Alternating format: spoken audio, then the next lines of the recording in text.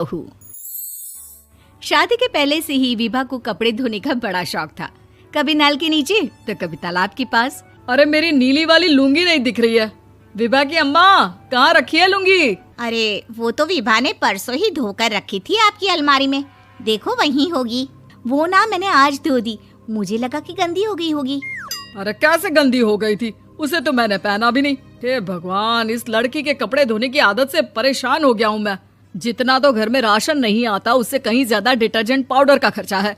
इसकी शादी करवा दो, शादी जाए अपने घर में ही करे काम, फिर चाहे घर के कपड़े धोने हो या पूरे गांव के। हाँ ठीक बोल रही हूँ, देखता हूँ मैं कोई लड़का। वो दिन भी आ जाता है जब विभा को देखने लड़के वाले आ जाते हैं। लड़की मुझे अच्छी लगी। होने वाली सास कहती है, बेटी अगर कुछ पूछना है तो पूछ लो। वैसे तो हमारी लड़की बहुत ही शर्मीली है, जो बोल दो वो मान लेती है, इसे क्या पूछना होगा। अरे कैसी बात कर रही हो माँ, मुझे इन लोगों के घर रहना है, सवाल तो कई है। हाँ हाँ बेटा, पूछ लो ना, क्या पूछना है। आप लोगों के घर कपड़े कौन धोता है? सास का मुंह बन जाता है। देखो, अगर तुम ये कहना चाहती हो कि तुम्हें कपड़े धोने नहीं आते तो सुन लो, कपड़े मैं ही धोती हूँ, लेकिन तुम्हारे आ जाने के बाद मैं रुमाल तक नहीं धोऊंगी। अरे चुप रहना भाग्यवान, बहू बेचारी घर आई नहीं, उसे डराना शुरू कर दिया।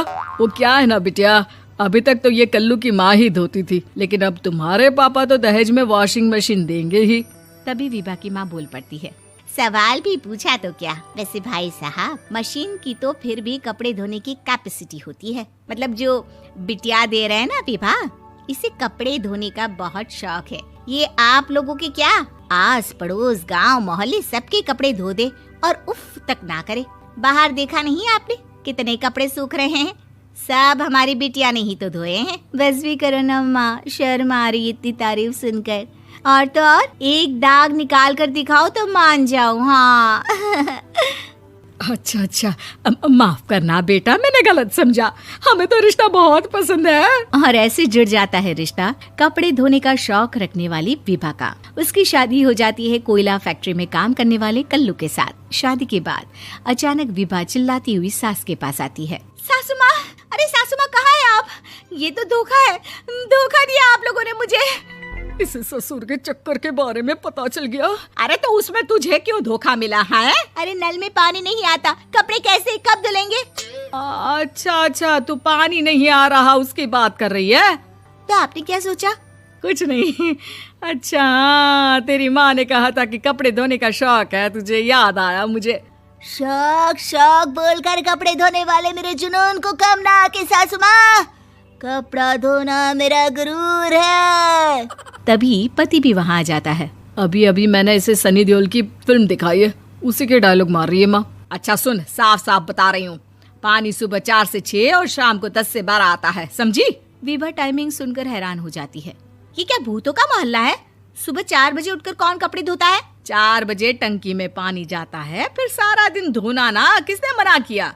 अरे कैसी बात कर रही हैं? 200 लीटर की टंकी में कितने कपड़े धो लूंगी मैं, सुबह ही उठ जाऊंगी मैं। अब क्या था, विभा सुबह 4 से लेकर रात के 12 बजे तक कपड़े ही धोती रहती। एक रोज सास पड़ोस से निकलकर कहीं जा रही होती है कि साथ वाली कहती है, हाँ कल्लू की माँ, जरा ये बताओ कि 2 साड़ी है, 2 ब्लाउज और एक पेटीकोट और एक नाड़े वाला लंबा कच्छा।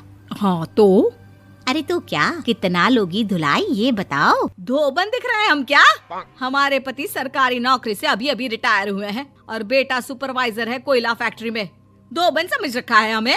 हाय रे कल्लू की अम्मा, माफ कर दो, वो तो मोहल्ले में यही सब बता रहे थे कि तुमने बहू को कपड़ा धुलवाने के काम में लगा दिया है। सास को पड़ोसन की बात सुनकर गुस्सा आ जाता है। वो घर पहुंचती है जहां घर के बाहर ही इतने सारे कपड़े सूख रहे होते हैं जितने कि किसी धोबन के घर पर। अरे ओ कल्लू की दुल्हन, बाहर निकल। माँ जी यहीं आ जाओ, बाथरूम में चादर धो रहे हैं हम। अरे अभी हम धोते हैं, तुमको बाहर निकलो। ये आस पड़ोस वाले बोल रहे हैं कि हम बहू से कपड़े धुलवा धुलवा कर उसे कपड़ा धोने वाली बना दिए हैं। अरे छोड़ो ना माँ जी, किन लोगों की बातों में आती हो? आस पास के लोगों का तो काम ही होता है कि वो किसी तरह सास बहू को लड़ा दे। बहू सारे घर के कपड़े धोती है, ये क्या कम है? बोलिए। सास को भी लग जाता है कि वो बहू का ये सनकीपन नहीं छुड़वा सकती, इससे अच्छा है कि खुद ही चुप हो जाए। एक रोज सास और बहू मंदिर जाते हैं, जहाँ सास की साड़ी वहाँ खड़ी भीख मांगने वाली से मिलती है। माँ जी क्या बात है, आपकी साड़ी उस भिखारन से कितनी मिल रही है ना? हाँ हाँ देखो तो, दोनों की साड़ी मिल रही है। क्या बात है कल्लू की अम्मा, तुम खुद को तो अफसर की बीवी बताती हो और ऐसी सिंपल सी प्लेन साड़ी पहनकर घूमती हो। सिंपल और प्लेन नहीं है ये साड़ी। तो क्या सोने के धागे से फूल बने हैं? कुछ भी सासू माँ, कुछ भी। हाँ बने थे इस साड़ी में सोने के धागे से फूल। मेरे पति लेकर आए थे मद्रास से स्पेशली मेरे लिए 10,000 की। ताहे भाई साहब इस भिखारन के लिए भी सेम टू सेम साड़ी लेकर आए होंगे 10,000 की। सास उस वक्त तो कुछ नहीं कहती, लेकिन बहू के साथ घर आती है और अलमारी से एल्बम निकाल कर लाती है। ये साड़ी देख रही है, ये वही साड़ी है जिसे मैंने अभी पहना था। इस साड़ी में ये जो चमकदार फूल दिख रहे हैं ना, ये सोने के धागों से काढ़े गए हैं। लेकिन तू लोकल वॉशिंग मशीन ब्रश से घिस घिस कर सारे फूलों को निकाल कर साड़ी प्लेन कर दी। मुझे माफ कर दीजिए सासू माँ। और तो और, जब मैंने तुझे तेरी गलती के लिए कुछ नहीं कहा, लेकिन तूने तो सबके सामने मेरा मजाक ही बना दिया। क्यों? बहू को समझ में आ जाता है कि अब से उसका कपड़े धोना बंद।